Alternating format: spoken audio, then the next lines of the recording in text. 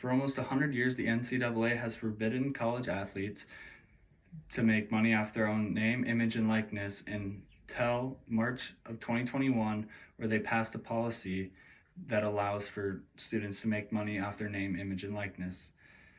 This is a good thing for student athletes, and I believe everybody should be behind this new policy.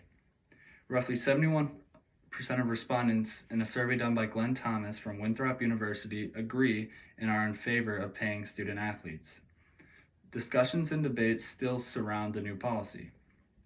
In this speech, I will explain why college athletes have earned the right to be paid through the money they have generated off their athletic abilities, while maintaining their busy lives through the stresses of school, keeping a scholarship, succeeding in their sport, and through the sacrifices they make with their bodies and mental health.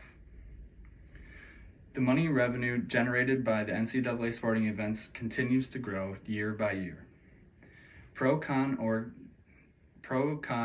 states that as of March 2021, the NCAA was composed of nearly 500,000 college athletes who make up nearly 20,000 teams that send more than 57,000 participants to compete each year in the NCAA's 90 championships across 24 sports in 3 separate divisions.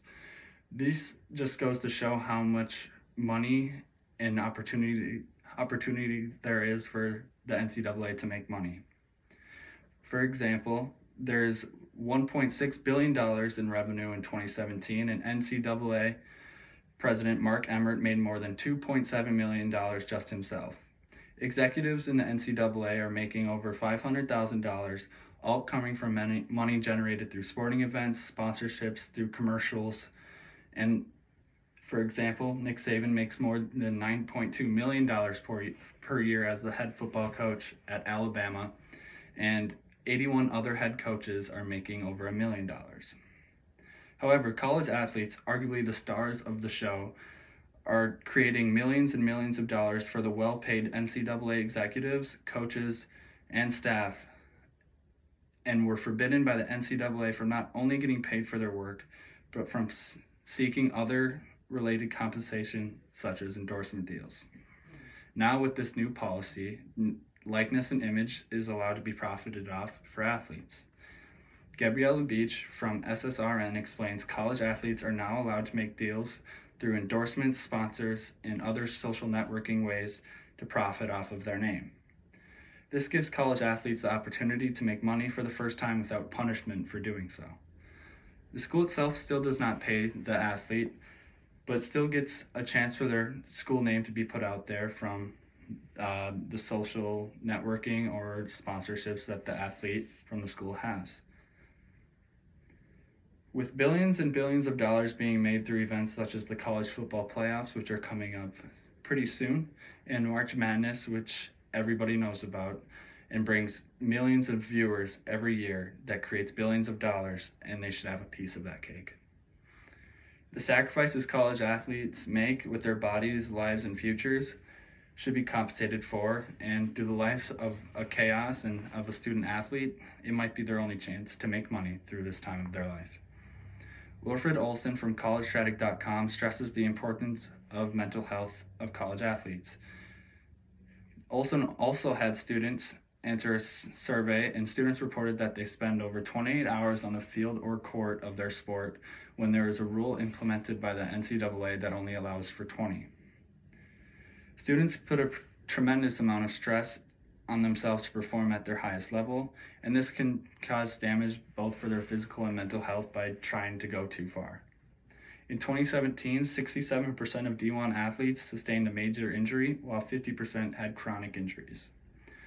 Not only do college athletes face the stress of trying to win and help their team in school, they also face the life of a student. Classes throughout the day, along with the practices and meetings they have from 5 a.m. all the way until 9 p.m. at night, is a lot for a 19 to 23-year-old man or woman to handle. This gives no time for a job, and now with the new way of athletes to make money, this gives them an opportunity to make money for themselves, to buy food, for example. Shabazz Napier, a point guard from UConn in 2014, in an interview done in 2014, says that he went to bed most nights hungry, and no student athlete who puts their body and mental health at risk for their school or team should be restricted on a fair chance to make money off of their own name and likeness, and they shouldn't be put in a situation like Shabazz Napier was, where he went to bed starving most nights. People who disagree with this new policy base their argument around scholarships and how students should try to take advantage of them, and how most of these athletes won't go professional in these sports. And in my opinion, that only helps strengthen my argument.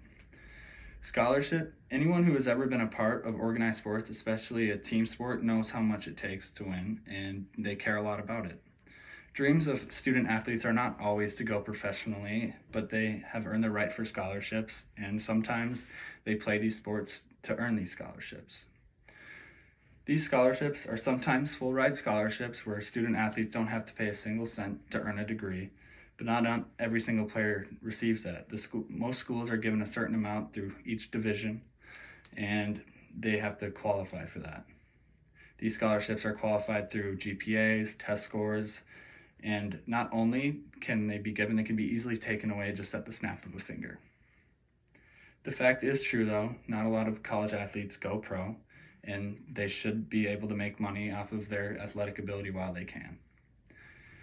Even though there are 36,000 college baseball players, only 1,200 are actually drafted into the MLB, and this just brings a question: why can't college baseball players sign a deal with a local company, real estate company, and just try to make some money while they can? Well, because scholarships are a very important part of a college's way of rewarding these athletes for their sacrifices and accomplishments.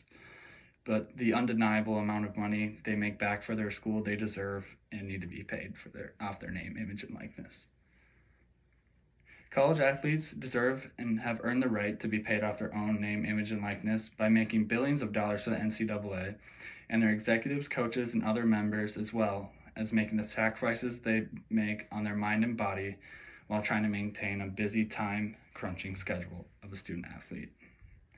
The new policy made in March of 2021, I believe, is just the beginning and is a great step in the right direction.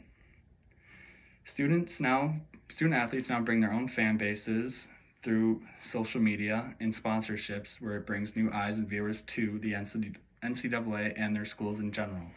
I believe this is a win-win for the NCAA, and it won't affect them in a negative way at all. Maybe one day NCAA student athletes can make a salary where they are rightfully compensated for their athletic abilities and the sacrifices they make on both their bodies, minds, and the sacrifices they make for their school.